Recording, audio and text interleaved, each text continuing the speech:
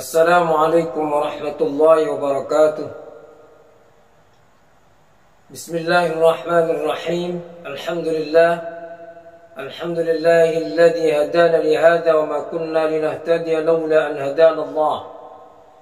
Wassalatu wassalamu ala sayyidina wa maulana Muhammad wa ala alihi wa sahbihi wa man ittaba'a hudahu ila yaumil qiyamah. Amma ba'du. Saudara-saudara sahabat Al-Quran yang dicintai dan dirahmati oleh Allah Subhanahu wa ta'ala, alhamdulillah kita berjumpa kembali dalam kajian Qawaid Tafsir. Kali ini kita mengkaji kaidah yang keempat dari bab 3 yang berbicara tentang dalalah Al-Quran. Kaidah yang keempat adalah dalalatul Quran mabniyatun 'ala siyaq. Bahwa dalalah Al-Quran itu didasarkan pada konteks. Sebagaimana kajian kita sebelumnya, bahwa yang dimaksud dalalah ini adalah makna yang dimaksud. Karena ada makna asli dan ada makna yang dimaksud.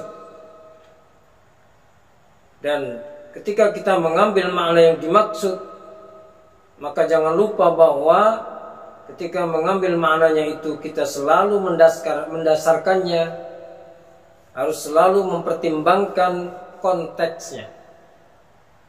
Konteks dalam bahasa Arab adalah asyaq, dari kata saqa yasuqu sauqan wa siyaqan.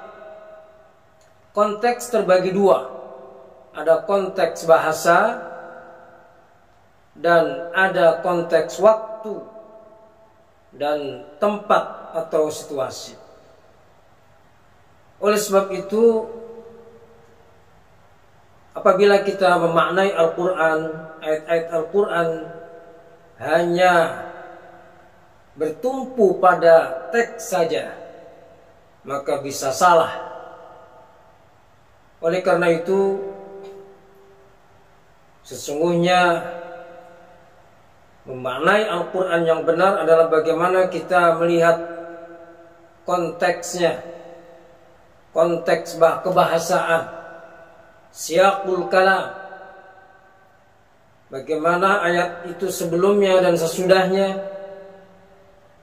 Begitu juga konteks waktu, tempat atau situasi. Pada waktu ayat itu diturunkan, situasinya seperti apa, sejarahnya seperti apa, kemudian yang melatar belakangnya seperti apa atau sababun nuzul. Maka ulama merumuskan dalam suatu perkataan yang singkat, likulli maqamin maqam. Setiap situasi memiliki perkataan.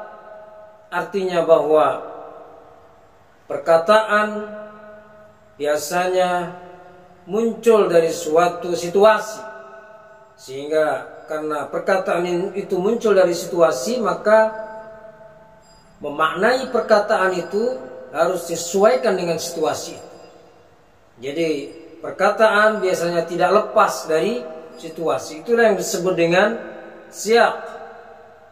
Di dalam istilah balaghah ada istilah muqtadal hal. Sehingga kita memaknai kalimat haruslah sesuai dengan muqtadal hal, sesuai dengan situasinya.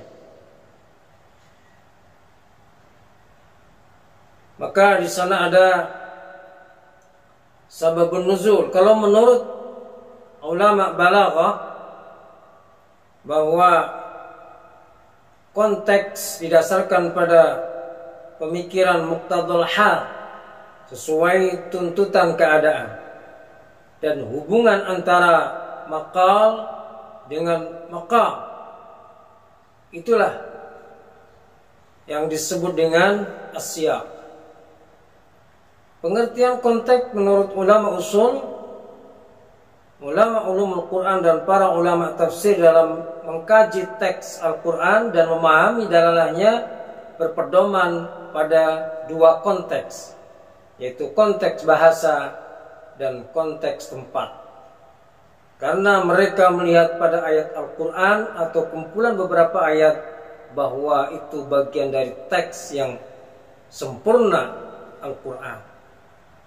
Artinya bahwa mereka tidak berpedoman pada asyiaq, bahasa bagian yang terdapat pada satu ayat atau kumpulan ayat yang terjabur dari siyaqnya secara menyeluruh.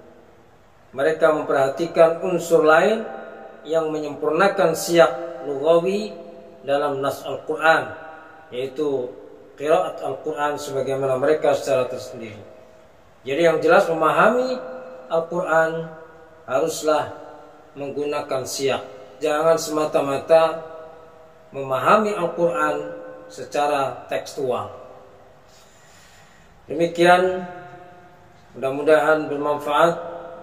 Wallahul muwaffiq ila aqwamit thariq. Assalamualaikum warahmatullahi wabarakatuh.